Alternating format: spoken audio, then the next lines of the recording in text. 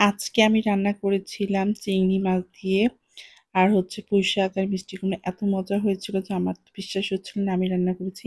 আসসালামু আলাইকুম এভরিওয়ান, কেমন আছেন সবাই? আলহামদুলিল্লাহ আমরা অনেক ভালো আছি। তো এই মিষ্টি কুমড়াটা আপনাদের ভাইয়া হচ্ছে গতকালকে নিয়ে এসেছিল। তো আমি একটু কেটে হচ্ছে ভেজেছিলাম যে মানে মিষ্টি কুমড়াটা ভাজা খেতে আমার ভালোই লাগে। আর এইদিকে হচ্ছে দুপুরের দিকে আমি ভাবলাম হচ্ছে পুঁইশাক দিয়ে মিষ্টি কুমড়া চিংড়ি মাছ রান্না করবো। তো আমি প্রথমে হচ্ছে তেলে পাঁচফোড়ন দিয়ে নিয়েছি, তারপর একটা ২টা হচ্ছে শুকনা মরিচ দিয়েছি, আর হচ্ছে দিয়ে দিয়েছি পেঁয়াজ। তো আমি খুব ভালোভাবে এগুলাকে ভেজে নিব। আর পাঁচফোড়নের মানে বাসনাটা না আমার অনেক ভালো লাগে। তারপর হচ্ছে আমি পরিমাণ মতো দিয়ে দিয়েছি রসুন, পেঁয়াজ আর আদা বাটা। তারপর আমি খুব ভালোভাবে মসলাটা কষিয়ে নিয়েছি। তো এই যে আমি খুব ভালোভাবে নাড়াচাড়া করে মসলা কষিয়ে নিচ্ছিলাম। পানি দিয়েছিলাম অল্প। তারপরে মসলাটা কষানো হয়ে গেলে আমি এখানে হচ্ছে দিয়ে দিচ্ছি ঝালের গুঁড়া আর লবণ। আর দিয়ে দিলাম হচ্ছে ধনিয়া গুঁড়া আর জিরার গুঁড়া আর হচ্ছে হলুদ দিয়েছিলাম। দিয়ে এবার আরও ভালোভাবে হচ্ছে মশলাটাকে কষিয়ে নিব। তো বেশিক্ষণ নাকি মশলা কষালে তরকারির স্বাদ ভালো হয়। তো আমি খুব ভালো করে মশলাটা কষিয়ে নিয়েছিলাম। তারপর সামান্য একটু পানি দিয়ে দিয়েছিলাম। দিয়ে আমি আবার নাড়াচাড়া করে মশলাটাকে কষিয়ে নিচ্ছি। এবার হচ্ছে আমি আগে দিয়ে দিব মিষ্টি কুমড়াটা।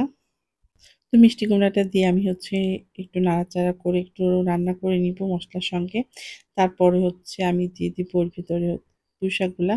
তো আমি হচ্ছে মানে ১ম এ ভুল হয়ে গিয়েছিল। তো আমি ডাঁটা আর শাকগুলো আলাদা করে রাখলে পারে ডাঁটাটা যেহেতু সেদ্ধ হতে একটু টাইম লাগে, শাকটা হতে টাইম লাগে না। তো আমি ডাঁটাটা হচ্ছে মিষ্টি কুমড়ার সাথে দিলেই হয়তো ভালো হতো। তো যাই হোক, আমি তখন বুঝতে পারিনি। তারপর হচ্ছে আমি এই যে শাকগুলা দিয়ে দিচ্ছি উপর দিয়ে, দিয়ে আমি হচ্ছে একটু নাড়াচাড়া করে দিব।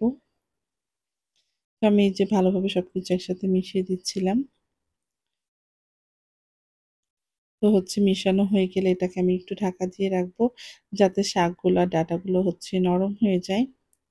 তো এই যে বেশ কিছুক্ষণ ঢাকা দিয়ে রাখার পরে শাকটা একটু কমে এসেছিল। তারপর হচ্ছে আমি এখানে ভেজে রাখা চিংড়ি মাছগুলা দিয়ে দিয়েছি।